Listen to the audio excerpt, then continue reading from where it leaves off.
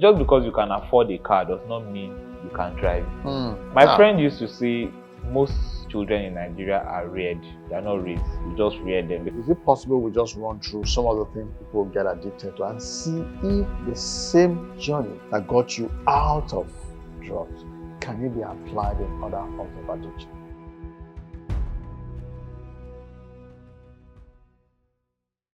But I want to ask you, is it fair to say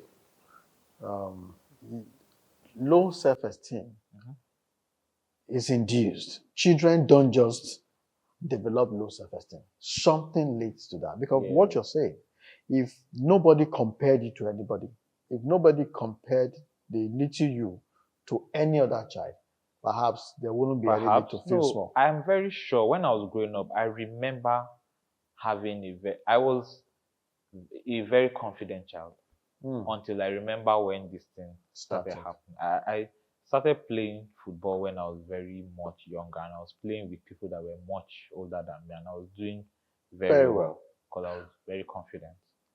Please, you finish this thought. Something is happening to me as you're talking now, and it's like people who say that no child is born with low self-esteem are actually correct. So, despite being a reserved child, I was confident. Despite being a very reserved, quiet person, I was very reserved, but I was very confident. So I was happy as a child. I was very happy. So the problem began when somebody, now we're going to classify that person, someone saw you and started to make me felt feel that I'm not comfortable with this quiet person. I don't think children should be quiet. Exactly. I prefer active. And it was constant. It was constant. It was constant. Almost every day. Again, now I know that if he knew better, he would have done better. Good. But it doesn't mean so. That's why we're talking. So there's a parent right now who is making that same mistake. A lot of them. So you have a child who is a calm child, and it pisses. You just get pissed off. And to you, see your mates are all over the place jumping around, and then you hear that this child is doing coding. The child is writing program. He's in the drama unit. He's acting. He's acting. And he's playing the piano. What's my own child doing? And then you come home, you say, will you get out of here? Your mates are jumping up and down. Exactly. I watched a series. I mean, my friend and I watched the series, SWAT. I love that series. There was one particular episode when a younger SWAT officer was asking an older SWAT officer how he deals with his children. Okay. And he said something, I even did a screenshot. I think he said something like, he has 3 children, but those 3 children have 3 different fathers. Come on. That thing was so deep. I had to take it back and pause it. He said those children have 3 different fathers. Yes. He said Matthew, his first son. I mean, you just have to, when he does something wrong, you have to just talk to him, tell him why the thing is wrong, and he will adjust. His second daughter, if you do that to her, she will not change. You have to come hard. But if you come hard at Matthew, you're going to lose him. You won't get through to him. Right? How do you think he knew?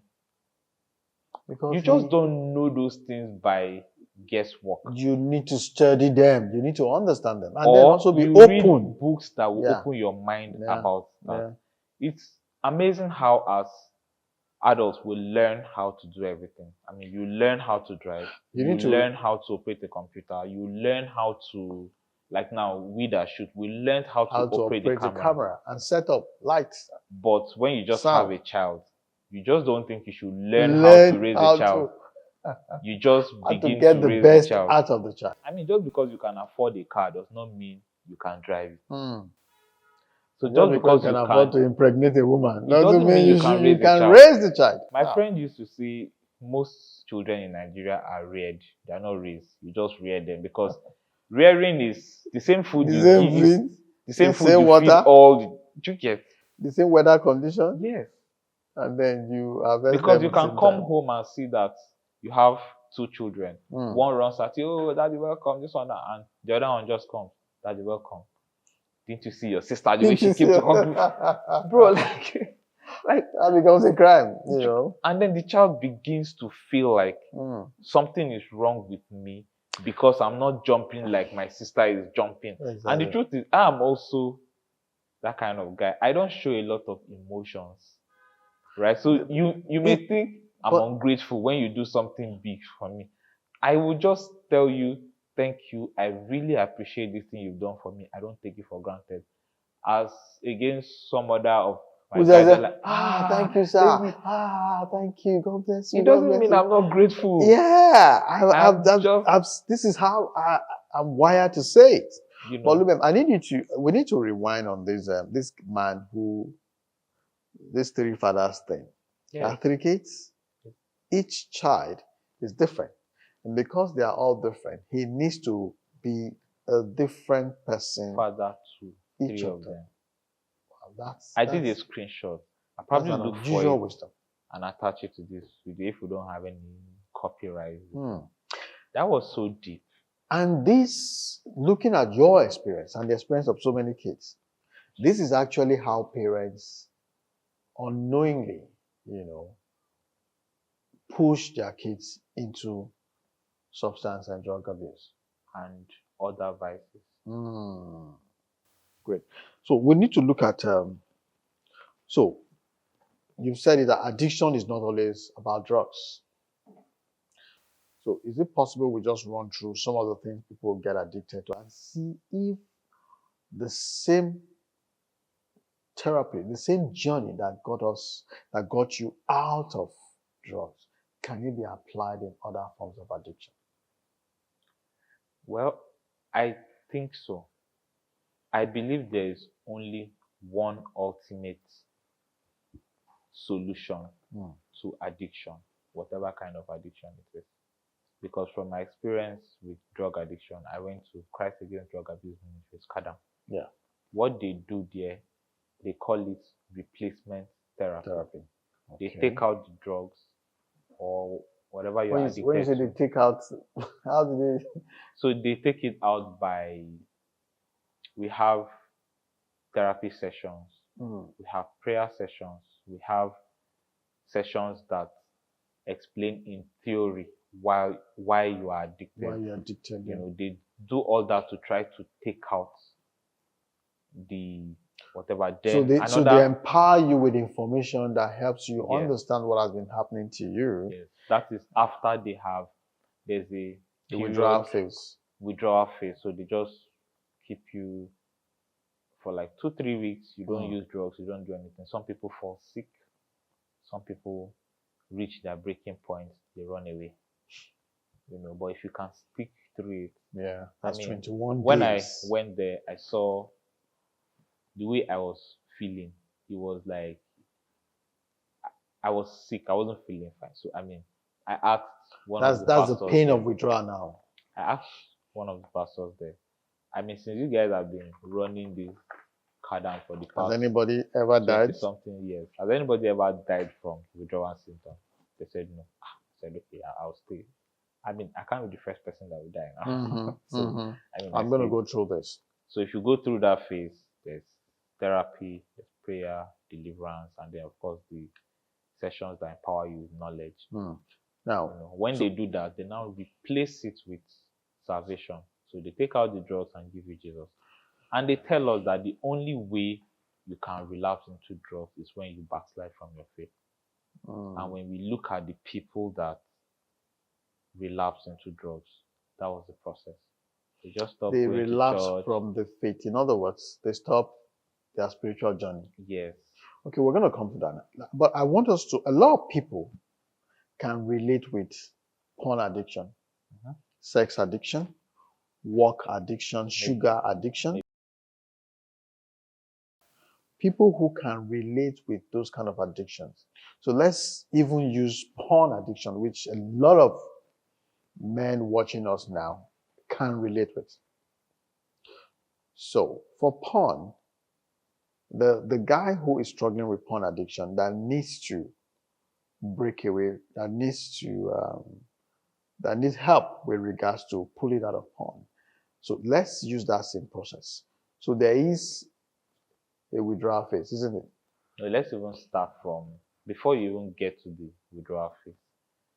For somebody battling, for instance, porn, Yes. before we get to the withdrawal phase, you have to go back to what is the void? Why am I so drawn to porn? Yeah. For me, it was that I wanted to get laid, right? But I wasn't the type that would want to jump from woman to woman. So it porn was provided easier, that. Yes, it was just easier to have this experience in quote with different women and not have to physically deal with them, deal with it and the guilt that come. I mean, guilt comes with porn and everything, but like I said, it's always an escape. What are you trying to escape from that brought you to the point where you are using porn like this? If you can have that clear and deal with it, you can now start the withdrawal journey and all of that. So the same, because I mean this podcast is meant to provide help. I mean, beyond just providing information, help that is practical. So for a porn user now, I think we need to recommend there must be a cessation. So there must be that 21 days, 30, 90 days rule where can you throw away your device, for instance, isn't it? So with drugs, there has to be a withdrawal phase, isn't it? And you have to be around an environment where you cannot easily access. Yes. So for a porn user now, it's okay. That if it's your phone that you use to access porn, you need to find a way to keep it to keep that phone away for 21 days, isn't it? Or 30 days. Or 30 days. For me, the most important thing is finding out why you are even in that place. If not, after the 30 days, you go straight back. I'm saying from experience. Yes. I've done 60 days before. And then why? I didn't deal with the void. main why. Yeah. The main why. If it's not dealt with, you are going straight back. So the thing is, why are you, why do you feel the need to watch porn every time? Yeah. If you can deal with that thing, that becomes the motivating factor for withdrawal. Yeah. And so withdrawal becomes easy or understandable, intentional, because the why has been addressed. Of course, for the average male, just like you mentioned, the fantasy, and the fact that there's a constant thinking. I read the book, but I felt that was a challenge. I read the research that the average male thinks about sex, it's more than 20, so maybe 20 times a day. But I thought that. I thought that because maybe because I don't know, maybe I'm not the average man, but I don't. Why would somebody be thinking about sex 20 times a day? Don't you want to make money? I've been wondering. You have bills. In school, the school is sending you reminder that okay, this school fees goes soon ready, and then it's sex you're thinking of. No, I don't think so. But I mean, those watching us, I stand to be corrected, but let us know. Now, so 21 days. So back to the drug addiction. So after the 21 days, the journey, what next? So what next is, of course, since their own method is giving you salvation, one of the first things they do in Kadam after the withdrawal phase is to introduce you to God, like lead you to Christ. Lead you to Christ. And then after that, they can now begin all the whole the therapy, educational thing, prayers, even skill acquisition, right? Yes, skill acquisition, educating you, because sometimes when you understand your enemy, it's easier for you to fight. Yeah, because that was the place I even realized that you are in a battle to start with. Yes, because when I was addicted to drugs, I really didn't know that I was in a battle. Right? So most times all those information will help you know that you're in a battle, helps you understand what the fight is all enemy, about. Yeah. helps you to understand what is at stake. And the role of your mind in all of this, that the mind is actually the battle, the most, the Yes. battleground is actually the mind. That's what drives me. I said, mind is the right. battlefield. So, because usually when all these things start, it starts in the mind. For instance, now, when people relapse back into drug addiction, physical relapse is usually the last, and it's usually the first that people see.